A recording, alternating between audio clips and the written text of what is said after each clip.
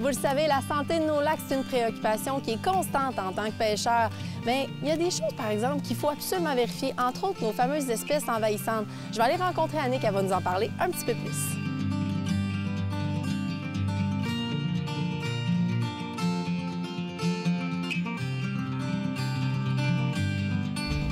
Donc, Annick, toi, tu es biologiste au ministère. En fait, qu'est-ce que tu fais exactement au ministère?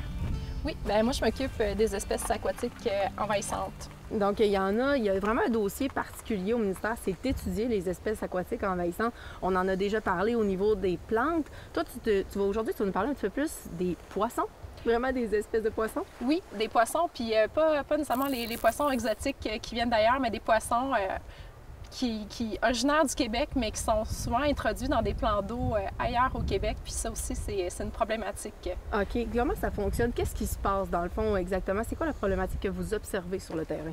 Oui, bien, par exemple, il y a des espèces qui sont originaires du Québec. Là, par exemple, on peut penser au crapet-soleil ou à la chigan à petite bouche, qui sont présentes de façon naturelle dans certains plans d'eau. Elles sont présentes dans ces plans d'eau-là, puis ça ne se disperse pas naturellement parce qu'il y a des facteurs environnementaux, par exemple, la salinité, des obstacles infranchissables à leur migration par la natation. Donc, elles sont réparties dans ces aires-là. Mais parfois, on les retrouve ailleurs complètement hors contexte, vraiment plus loin de ces aires-là de répartition naturelle. Okay. Donc là, on parle d'espèces introduites, puis elles peuvent avoir des conséquences néfastes sur le reste de la communauté de poissons. En fait, qu'est-ce qui pousserait quelqu'un à vouloir introduire une espèce indigène qui n'est pas native de ce lac-là? Il y a plusieurs raisons. Ce qu'on soupçonne, entre autres, c'est que des gens veulent promouvoir la pêche sportive. T'sais, on veut qu'il y ait plus de poissons dans un lac ou on veut pêcher une espèce en particulier. Par exemple, le brochet dans un lac où il n'y en a pas naturellement. Bien, probablement qu'il y a certaines personnes qui se disent, bien, écoute, c'est une espèce du Québec, moi, je vais amener ça dans mon lac, puis je vais être capable de pêcher le brochet à proximité de chez nous.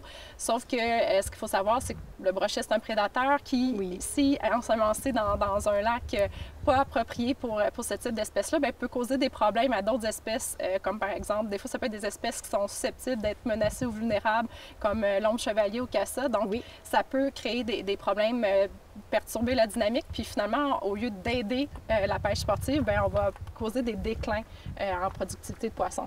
Qu'est-ce qui peut se produire d'autre si on introduit une espèce indigène? C'est quoi les impacts que ça peut avoir sur l'écosystème si on introduit une espèce indigène dans un plan d'eau qui n'est pas prévu à cet endroit-là? Bien, un autre des exemples pourquoi les gens, des fois, peuvent se dire, bien, on va introduire cette espèce-là, c'est de se dire, bien, moi, je vais amener des poissons fourrages, donc des petits poissons qui vont aider à faire grandir mais les autres poissons pour lesquels on veut avoir une meilleure pêche. Mais ce qu'il faut voir, c'est que ces petits poissons-là deviendront grands aussi, vont être en compétition avec les autres espèces. Notamment, on a un exemple, c'est le crapet-soleil qui peut paraître vraiment inoffensif, mais s'il se retrouve dans un lac de ombre de fontaine en allopatrie, par exemple, bien, il va créer autant de problèmes, sinon plus, que le meunier noir, une problématique qui est bien connue au Québec. Donc, le crapet-soleil, lui, il va rentrer en compétition, surtout avec les jeunes stades d'ombre de fontaine, donc ils vont empêcher qu'il y ait une bonne croissance. Puis, c'est pas nécessairement en les mangeant, mais c'est en une compétition pour les ressources alimentaires. Ah mon Dieu, moi, je viens d'en apprendre pour vrai parce que j'aurais pas pensé qu'il y a des espèces qui peuvent, à la limite, avoir de l'air inoffensives. On va souvent penser à des prédateurs ou encore des poissons qui sont un petit peu plus sportifs ou qui sont plus carnassiers, qui vont vraiment causer une problématique. Mais là, on va vraiment se retrouver avec des espèces qui sont envahissantes à d'autres niveaux, là, qui sont vraiment à surveiller. Dis-moi, qu'est-ce qui est mis en place du côté du ministère pour pouvoir surveiller ce type d'incident-là ou ce type d'événement-là qu'on ne souhaite pas parce qu'on veut vraiment garder la santé de nos plans d'eau? Bien, ce qu'on voudrait, c'est sensibiliser les gens à ce genre de pratique-là, que c'est pas parce que c'est une espèce qui est originaire du Québec qu'elle n'aura pas de conséquences si on l'introduit dans un autre plan d'eau.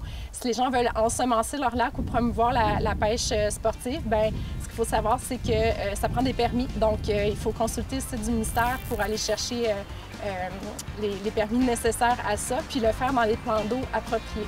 Donc, pour avoir plus d'informations, c'est simple, on sera sur le site du ministère. Toutes les informations sont là. Exact. Merci, Annick. Merci.